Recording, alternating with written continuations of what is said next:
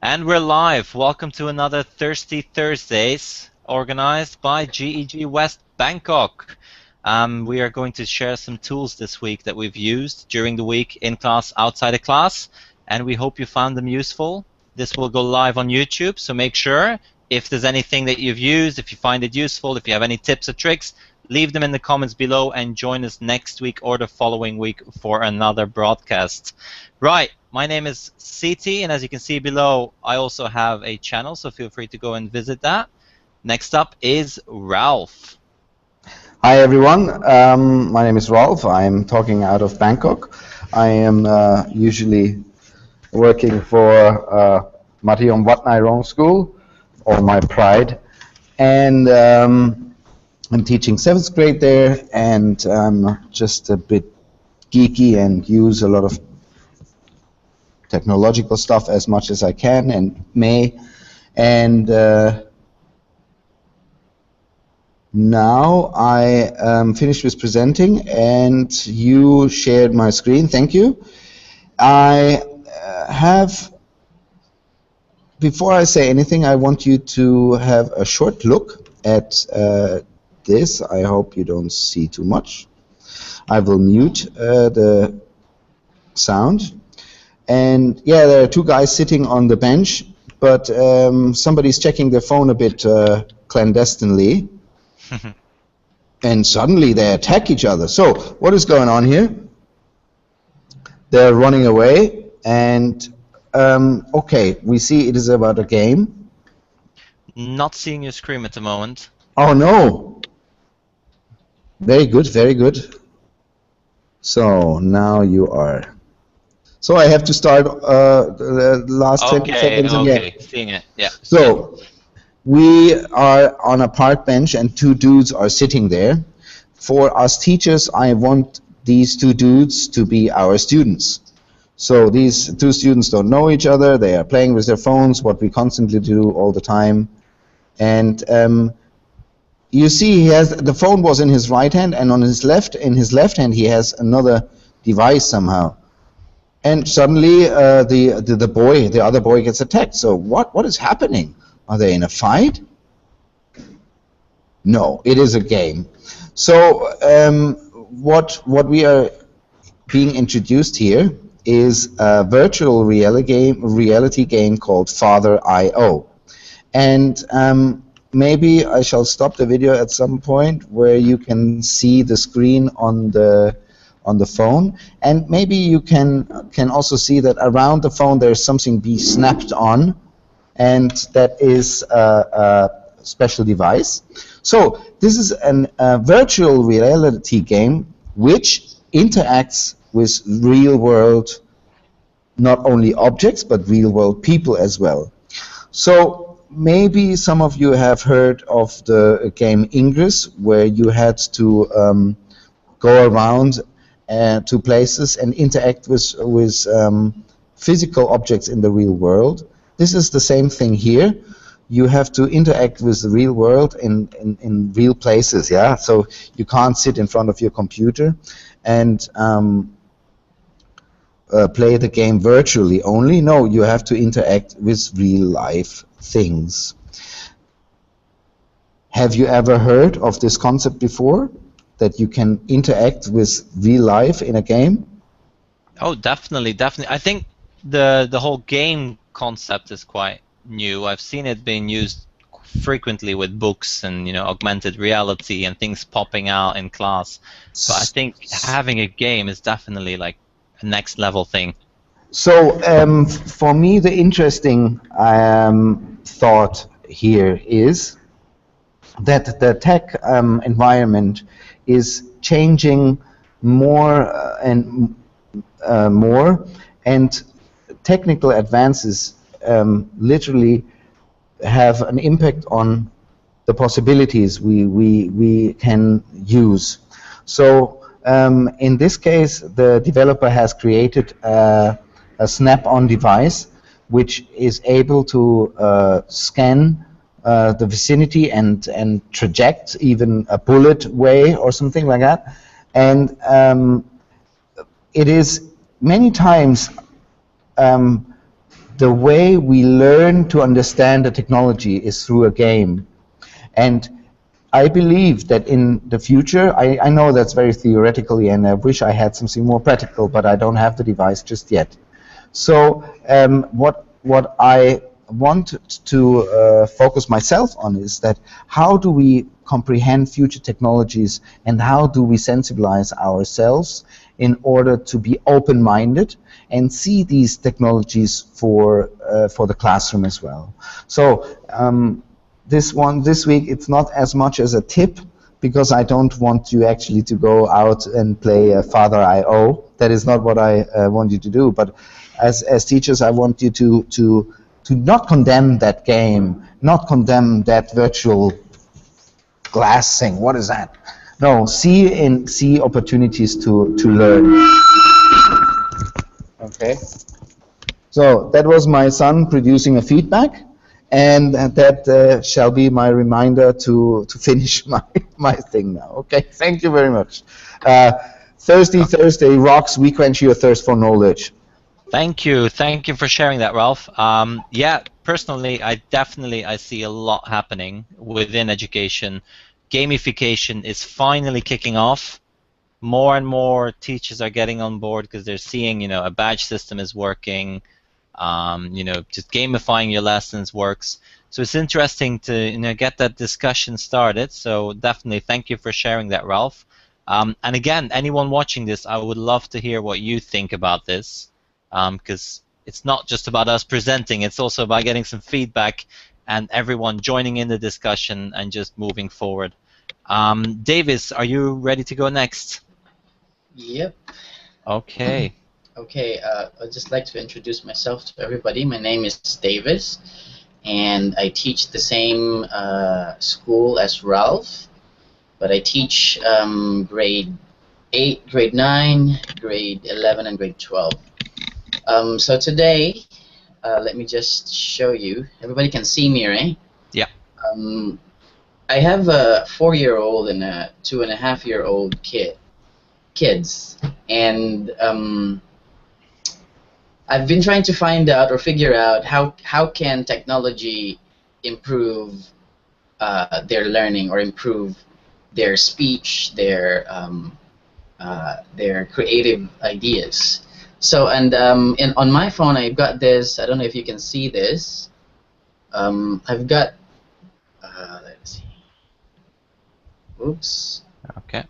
The other side. Okay. Anyway, if you can see somewhere on the left-hand side, somewhere here, there's that. See. Okay. There, you can see the microphone there. And what I do with that microphone there is that I allow my kids to speak to it. Okay, so most of the things that they try to find are like fruits, vegetables, or colors, or like cars or trucks, something like that, and it allows them to practice the way they speak, because sometimes like they try to find cucumber and then they mispronounce it, but then if they pronounce it right, they get excited because they can see the results. Like if I say cucumber. According to Wikipedia, cucumber is a widely cultivated plant in the gourd family. Okay. So they get a result. They practice their speaking skills, and they get they get to see, or they get to hear also Google Now speaking to them, showing the results. And I'd also like to share my screen because that links into what I'm going to share. And what I actually want to share, I don't know if you can see my Google Docs. Yeah. Yeah. So what I actually wanted to share today is also this particular option. I think Wesley has shared this one before, but it's gotten updated in the last few days. And the update is you can now format your documents with your voice, as not just type with your voice, but also format with your voice. So I will just try it with really quickly. So I'll say, the quick brown fox jumps over the lazy dog. Select all. So that selected, let me stop this. It selected that particular line of text. And I could also, if I want to, I could also align center. It does that. So it's got a lot more options here, a lot more commands for you to be able to do more stuff.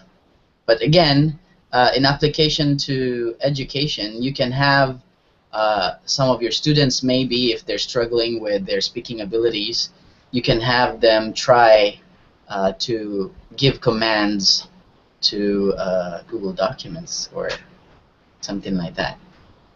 And maybe they'll be able to practice their speaking skills or something like that. No, I think that's, we've definitely used it. We've used it in school, and in particular, what we had our class, write a story, and really the focus of the lesson was on getting the story, getting it right, getting the punctuation in. Yes. And it wasn't on typing. And some children, I mean, especially younger children, imagine that they're doing this story, they're writing it, and then they want to, they want to make it look good, create an ebook. Just typing the story takes them forever. Using voice type, that revolutionized everything. They literally just put on their headset after they'd written their story, dictated the story, and because you have to actually say the punctuation you want, it made them think about it. So they literally said, the quick brown fox jumps over, full stop. And it was able to do that. And I think the features that you've just demonstrated now are taking it to the next level, because now they can actually dictate, the format they want. They can say, the quick brown fox, select fox, bold. Yeah. It works. I think it's just, I think it's very powerful. Remember when we all, as students, worried about our typos? And suddenly there are no typos anymore. This fixes it. I mean, remember when we worried that we couldn't maybe type fast enough? That might. I think. I mean, there's still a place for touch type, but it's definitely going away. I mean, children are picking it up, and just having like touch type lessons. And I personally don't really see the point of it, because I know that a lot of children will eventually pick it up. Maybe in some cases. But I know that if you touch type really well, then you are even faster than you speak. You are, but I'm not sure where touch type fits in within education. There's only so many days that you have.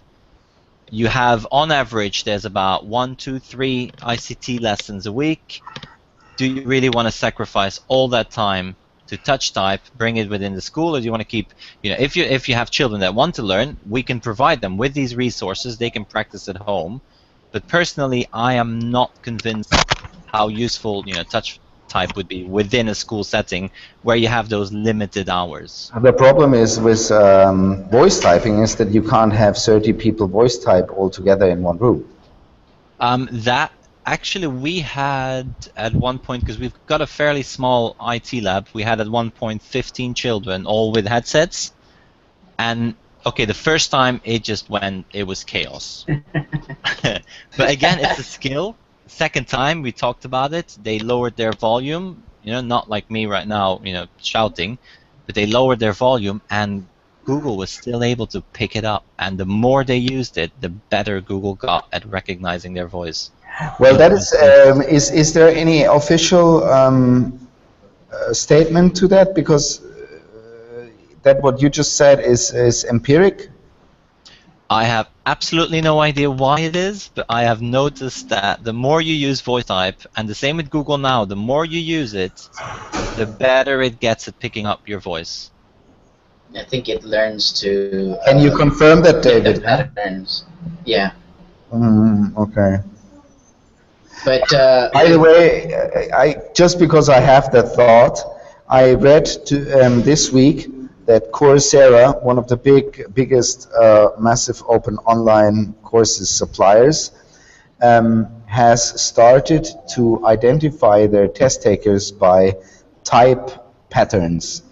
So speech patterns is just the next thing to analyze for security companies or Google or anybody who Well, provides a login. some cloud storage companies are already using, type patterns in addition to passwords to secure their connections. So I think there's definitely something there. Yeah, see, there's so much massive change which really needs to be understood. It's important.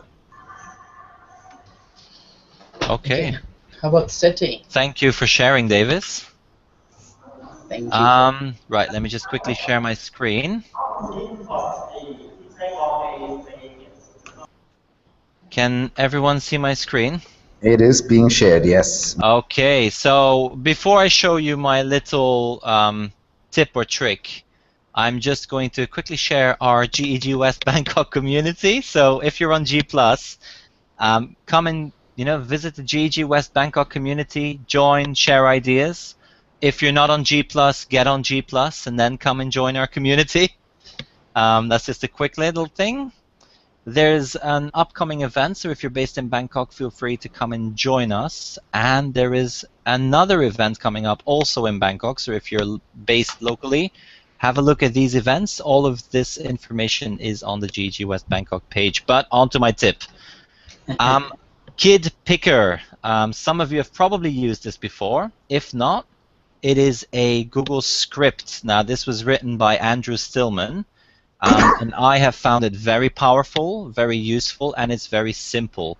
So I know you're probably panicking when you see this URL, because you do have to open the URL, but there is a short URL too. So let me just quickly show you that. It's gg.gg/kidpicker. It's that easy. So if you want to do that right now, you can go ahead and do that. Otherwise, just watch what it looks like. Now, the first time you'll have to give it access to your Google account, as with all scripts here. And then this is my initial setup, so I have not yet set it up. So what I'm going to do now is I'm going to click Create a New Tracker Spreadsheet. And what that is going to do, it's going to go into my Google Drive, and it's going to create a spreadsheet.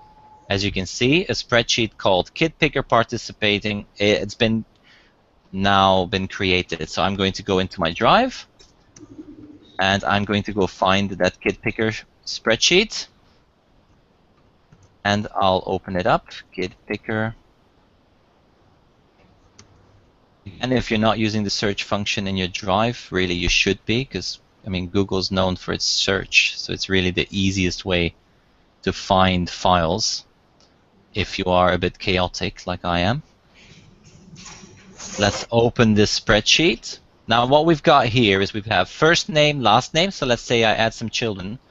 Let's say child 1, last name no. Child 2, last name no. And child 3, last name no. So this has now being saved. It's been saved. Let's go to my Kidpicker, and I'm now going to go back to the original website, so gg.gg/Kidpicker, and now instead of seeing the initial setup, I am going to see, just give it a minute, the internet is slow today, and most days. There we go, we now have our Kidpicker working, so I'm going to select class 1, and I'm going to click Pick Next Student. There we go, child 3, and it's a random selector, so let's go ahead, pick next one, and child 2 no. And you can give them a grade. Let's say, I ask child 2 a question, and I say, oh, okay, 2 points for you, well done. Okay, next one.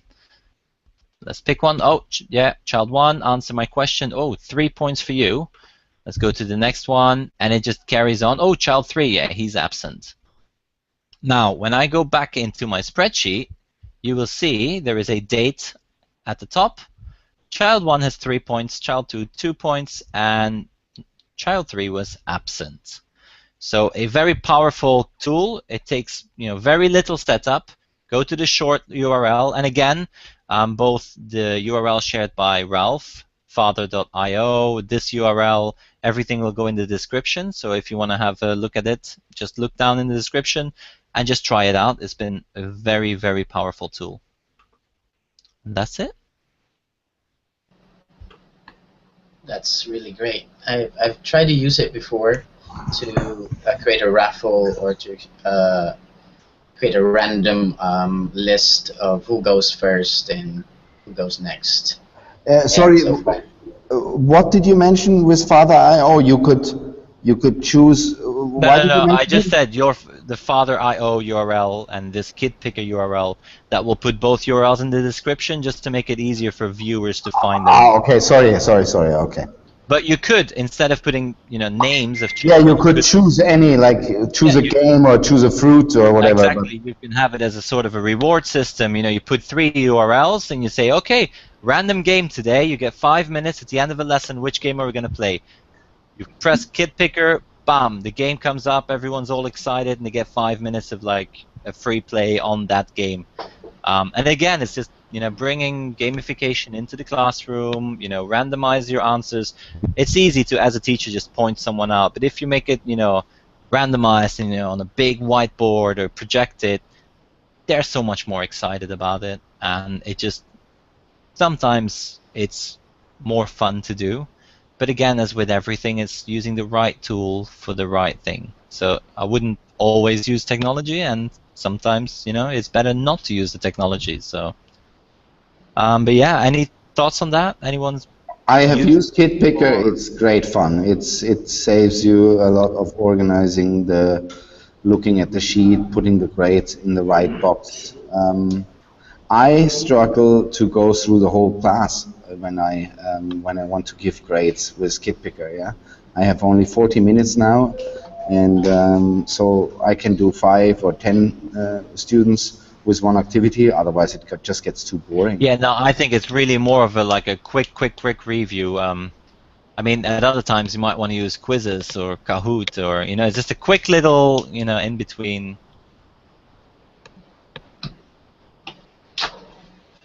Davis, any thoughts? Yeah, like I said, I've used it before to create a list of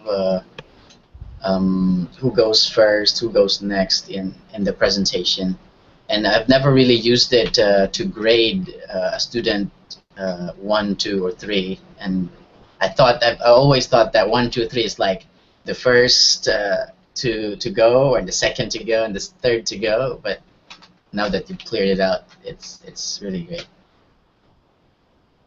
Okay, I'm not sure if anyone has any second thing they want to share. If not, I think we could finish this broadcast.